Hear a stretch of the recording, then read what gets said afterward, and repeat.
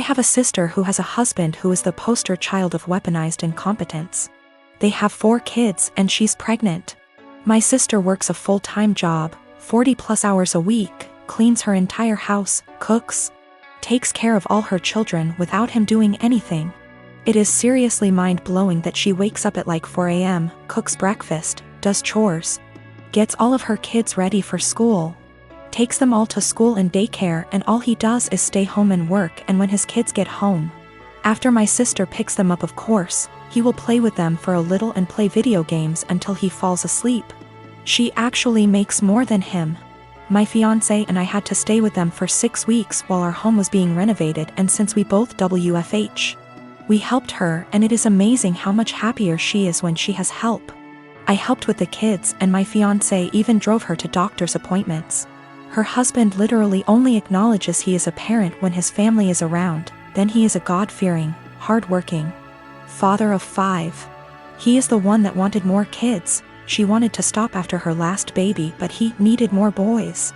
I am seriously concerned not only for her, but her kids as well, because now her oldest is seeing what's happening and trying to help, but my sister is prideful and refuses to let her child do anything. Me and this man have never gotten along. He's been acting like this since their 8-year-old was born. I've tried talking to her about leaving, but she doesn't want her kids to grow up in a broken home. And unfortunately, her experience with our parents' divorce was completely different than mine, so she doesn't understand that a divorce would benefit her kids here because she thinks they need their mom and dad together. Cut to this past weekend, her and her husband threw a pre-Thanksgiving potluck where our entire family plus his was there. I stayed with my sister a few days before because I knew he wouldn't help. So we're at dinner all talking, and I mention we are trying for a baby, and my brother-in-law makes an offhanded comment to him about how hard fatherhood is. And I snapped and said, like you would know. He looked taken aback and asked me what I meant, and I unloaded on him, calling him a pathetic excuse for a man who makes my 8 months pregnant sister do everything for their family. I went off for a solid 10 minutes and he sat there shrinking in his seat. I left. Last night my sister called me and thanked me for standing up for her and told me she appreciated me.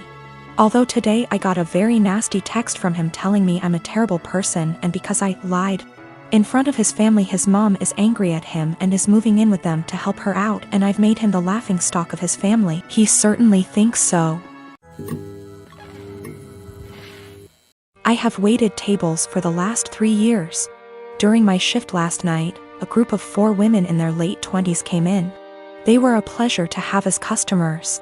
They ordered 4 of our house cocktails to start with and then went over the menu for their entrees.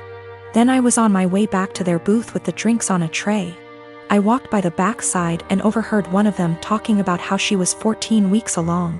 When I rounded back, they were talking about the same topic, and it was clear to me that she was pregnant. I figured her having 1 drink wasn't a big deal. They ordered their entrees and I went off to handle other tables. About 5 minutes later, they called me over again and asked for another round. At this point I started getting concerned, but I took the order and cheerfully said I'd be right back. This time, I went to the bartender and asked him to make one of them a virgin cocktail. He was confused, but since he's a good friend of mine, I told him to just trust me. A few cocktails later, hers strictly virgin, they started getting rowdy, and Mrs. Pregnant Woman was also getting into it. I figured that since she didn't notice, things were okay. The problem came when I took them their check, and they asked to split the bill at the register. When Mrs. Pregnant Woman got to the counter, I saw her cocktails were marked with virgin. My bartender had edited each in the system for inventory.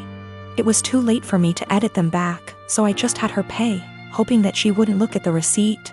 They all thanked me and left, leaving a generous tip in the process. They were talking in the parking lot for the next short while, presumably waiting for an Uber. Several minutes later, Mrs. Pregnant Woman came back and asked what virgin on the receipt meant. I fessed up that it meant non-alcoholic. She blank stared me for a few seconds and then asked if she had ordered a non-alcoholic cocktail. I said no, but told her that I assumed she wanted one seeing as she was pregnant.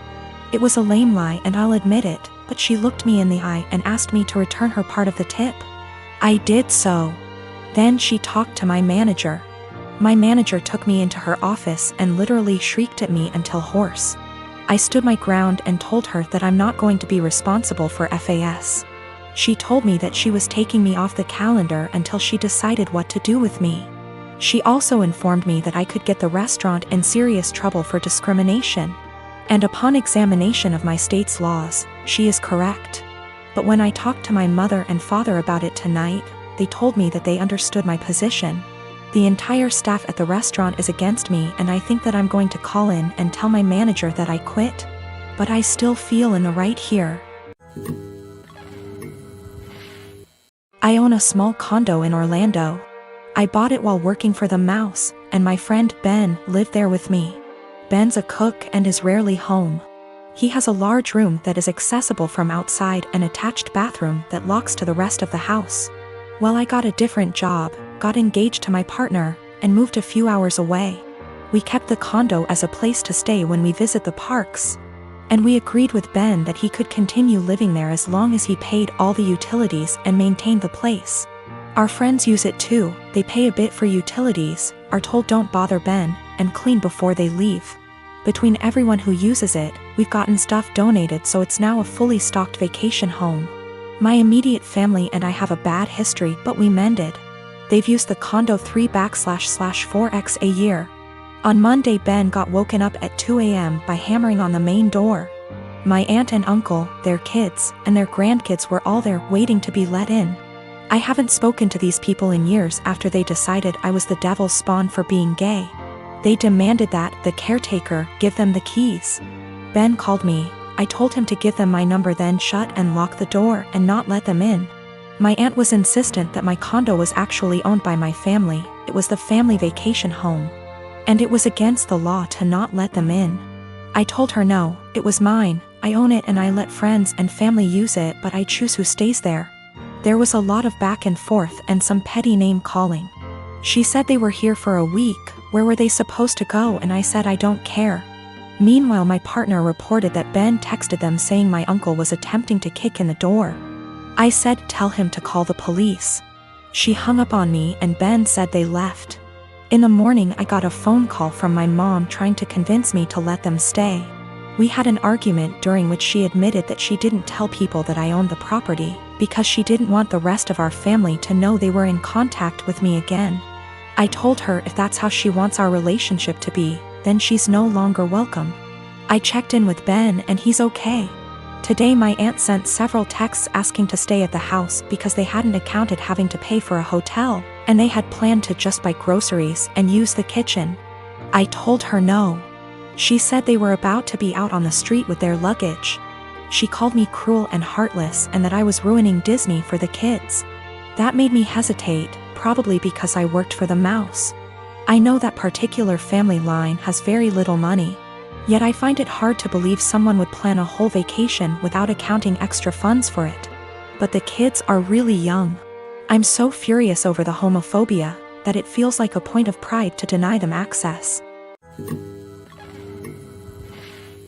I was dating my boyfriend for 2 years. We didn't live together but lived on the same street, and I was always over at his place. We each had kids from a previous relationship, so I wanted to take the whole living together thing slowly. But we were together all the time and I just maintained my own residence. He commuted for work, and I knew his department got a new secretary. She was younger and married and had recently had a baby. I knew they were work buddies, and I even bought a birthday gift for him to give to her. After about a year, she moved to another state. My boyfriend and I decided to move in together, and we lived together for a year when I found out that he and that secretary had some type of non-physical but still romantic relationship while they were working together. And that is why she ended up leaving, because they both realized it was not appropriate. I stumbled on old emails between them that were strange. Calling each other pet names. He was calling her baby and sweetie in work emails. Telling each other that they couldn't wait to see each other at work. Meeting up in the cafeteria for coffee every day. He told her he loved her. She lamented that she couldn't stop thinking about him while at home. They had little quarrels. I also realized that he was still Facebook friends with her.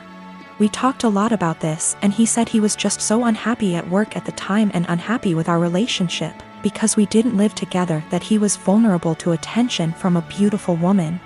He said it never became physical, but they were very emotionally entangled at the time for many months. I had no idea at all. He said together they decided the best thing was for her to accept another job offer which he helped her get. He's very remorseful sometimes. Other times he will tell me that it's partially my fault because I rarely stayed over. I was doing everything for him to help him out because I knew how busy he was and how stressful life was for him back then. He will also try to tell me I was too cold. I've tried to move past this. I told him he needed to delete her from Facebook, and he did. It's been over a year since I found out, but I still feel so much hurt and anger if I think about it, or if something triggers me. Even something as stupid as a movie where the man is hooking up with his secretary. It's been over a year of anger, fighting, hurt and drama. The man I thought I was with is not the guy who would speak to his married secretary like that. Should I just give up? I'm tired of feeling this way.